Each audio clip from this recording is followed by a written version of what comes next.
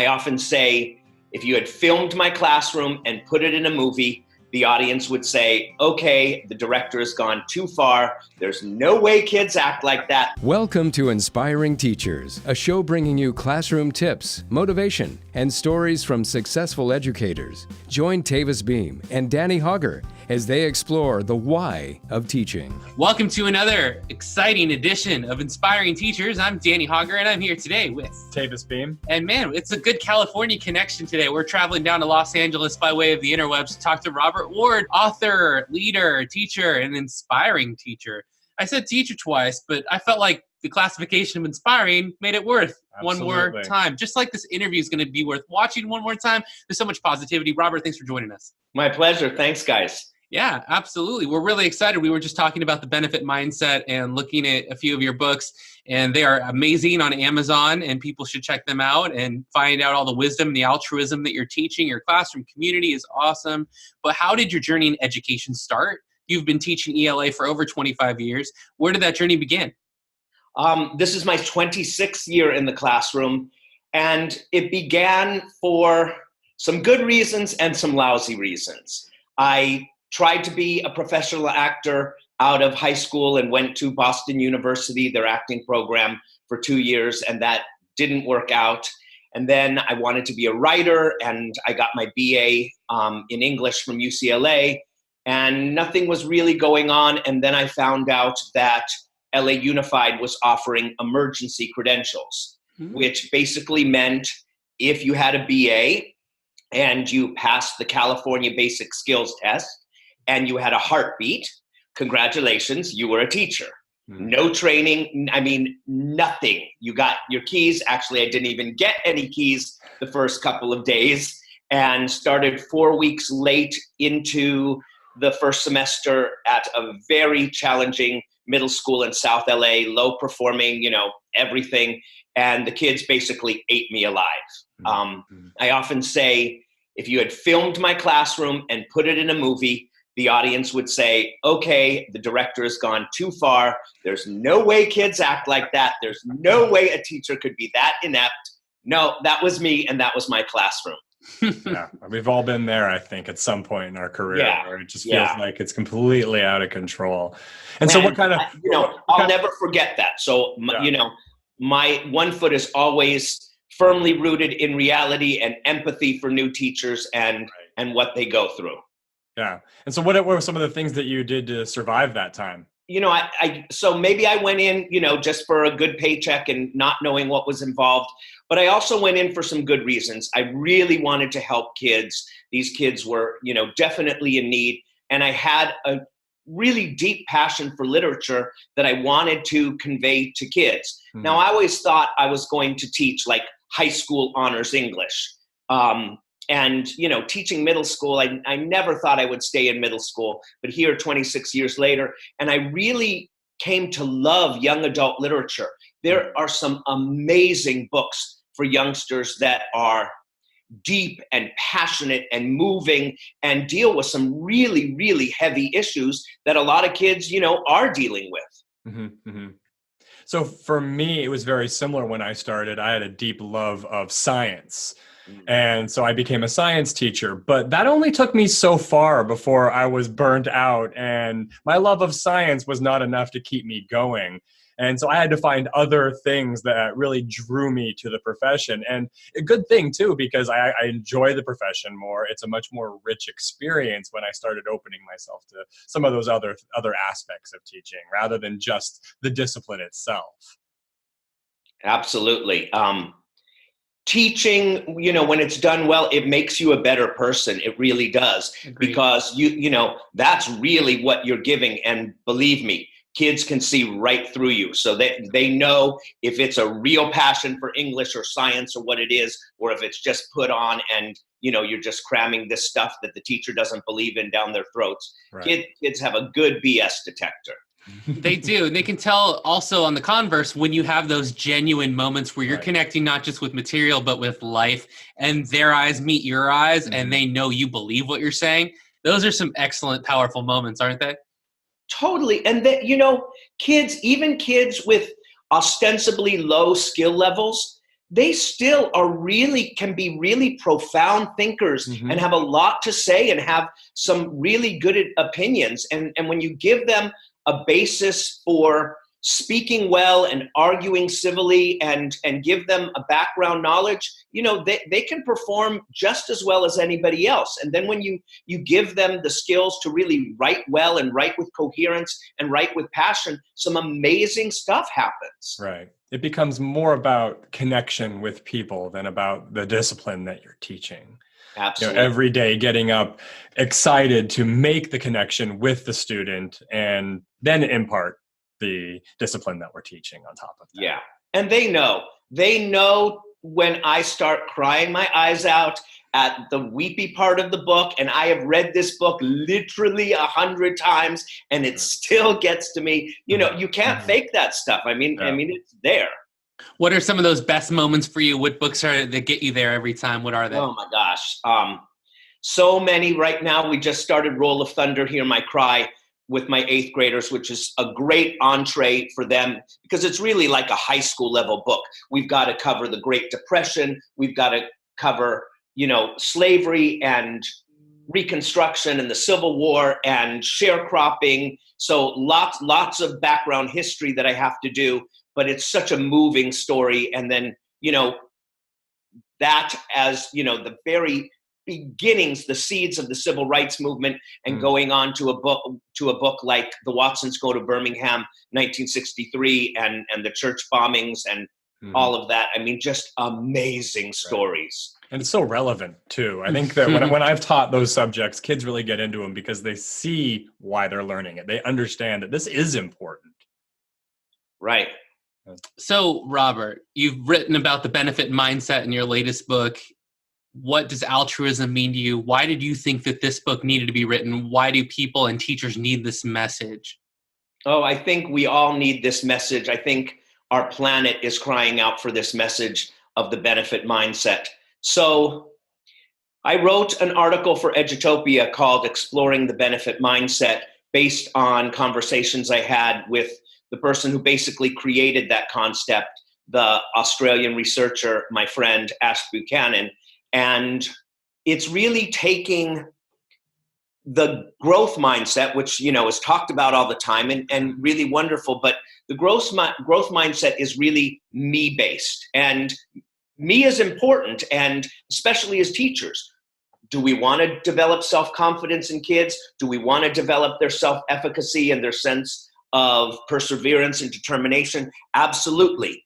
But I always think of the benefit mindset as an expansion. So yes, we can honor personal growth and personal greatness. There is nothing wrong with that. But can we also infuse learning and living with giving and gratitude and goodwill and what I call the we in me? Right. I'm not diminishing me at all if I include you two in my circle and I include everybody else in my circle. Yeah, I'm a technology and woodshop teacher, and one of the things I'm having my students do right now is build popsicle stick towers. And I straight up front with them, I say, the number one lesson I want you to learn is how to work with each other. And that I want you to put yourself second and think of the group first. And I talk about the 6 character traits that Google looks for in their best employees.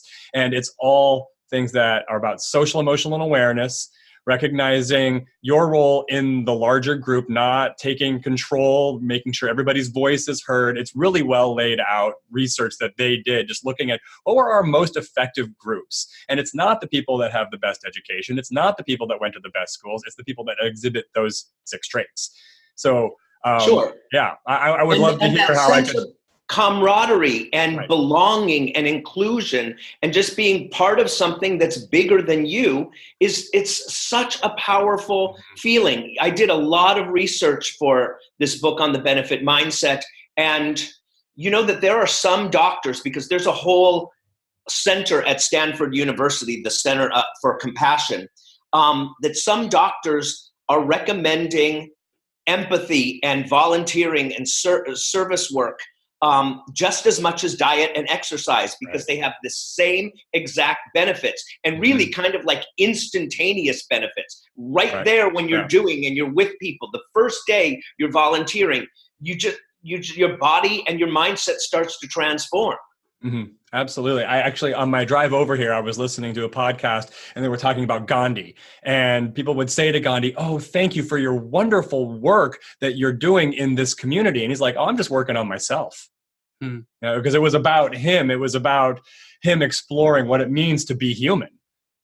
You know, that really resonates with me, because I often say my writing, whether it's my books or my articles, I'm really writing for myself because I'm trying to convince myself of these things and really kind of articulate what I know to be important, but why is it important? And can I explain it? And can I explain it to myself? You know, sometimes I'll reread, you know, certain parts of my books or articles, and I'll say, oh, that's a really good idea. I should do that in my classroom. And I'm the one who wrote it, and I'm the one, but it's good to remind ourselves sometimes, because there's so many good ideas out there, and you can be a great teacher, and you can be a great teacher, and we could be very different in our approaches and in our techniques. At the heart of it, we're the same, but there's so many good techniques and approaches out there that there's room for everything, basically. Yeah, it's almost like a sport where you have people who specialize in different areas of the performance in the game, and it takes everyone to make a dynamic, productive team. So that's really neat. You were just talking about reflecting and defining and exploring and trying to understand and denote what things mean to you. So I wonder at this moment, if we ask you what your why of teaching is, I'm sure it's evolved and changed a lot, but what is it right now? What is the reason that you are on this path? So my why of teaching really coalesced and evolved when that terrible lost teacher that I was 26 years ago started becoming a mentor teacher at my school in South LA. And, you know, it was almost like triage, because these teachers were hurting as much as I used to hurt. And I wanted to help them in the quickest, most sensible way possible. And that really started to gel around the concept of the whole child. And, you know, the whole child concept had been around for a long time. It's mostly social, emotional, and academic, that it's not just academic, but that there's the social and emotional elements. So when you talk about social, emotional, you know, social is that kids need guidelines and guidance. They need strong leadership. I mean, I had to have some kind of classroom management, or my kids were never going to learn. So them developing their self-control and their self-awareness was very important. The emotional aspect is also equally as important, that kids feel a sense of relationship and trust and belonging with their classmates and with their teachers, so that they develop some self-confidence. Of course, the academic is a no-brainer, and you just have to be a really good teacher, those nuts and bolts of really good teaching. But what I added to my concept of the whole child that I don't hear talked about as much as the whole picture of the whole child is a soulful element, that sense of engagement, that sense of wonder and curiosity, that kids find a deep passion and purpose and meaning in what they're learning, because that's really important, and that's what turns them on to learning. And how do you inspire that? So I wrote several books, 2 books for teachers and a book for parents, about my concept of the whole child. But then when I learned about the benefit mindset, I realized it wasn't as whole as I thought it was. And I needed to add that altruistic element, that kids need to develop a sense of empathy. They need to develop a sense of inclusion, feeling that they belong and welcoming others to belong, and that altruistic element. And with those 5 elements combined, social, emotional, soulful, academic, and altruistic, I really think you can't go wrong as a teacher, because when you talk about differentiated instruction, you're meeting the core needs of every child, really every human being, adults included. So when you teach this in your class, are you explicit with the students? Like, these are the elements that I am trying to get at? Or how do you get them to that place?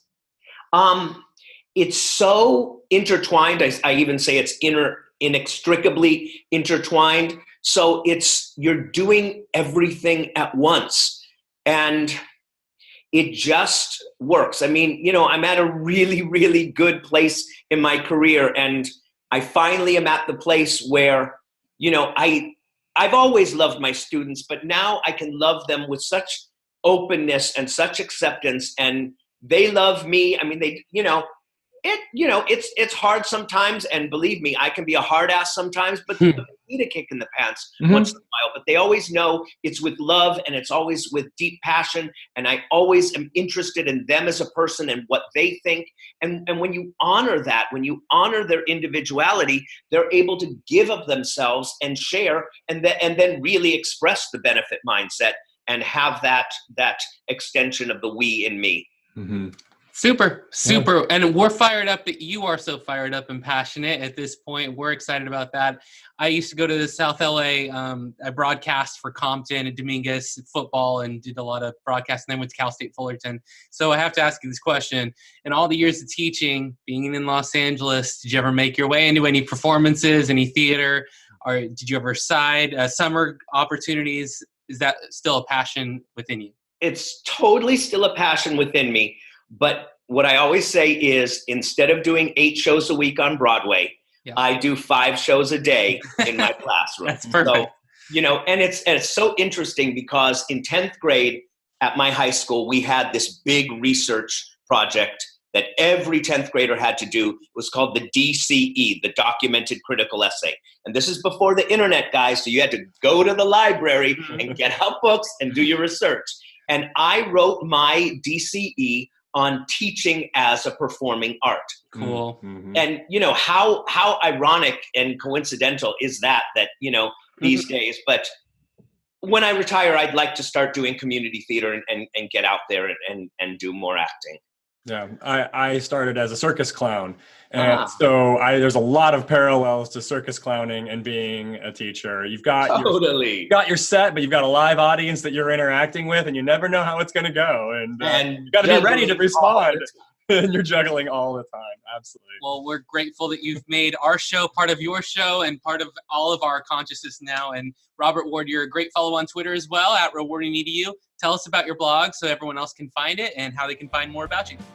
So my blog is rewardingeducation.wordpress.com, but if you Google Rewarding Education, it will come up. I have, like 70 articles, and lots of the articles were originally published in Edutopia or Education Week. I've been very honored to be featured in many prominent education journals. So there's a lot of stuff there for teachers, for parents, definitely for English teachers, but there's something there for everybody.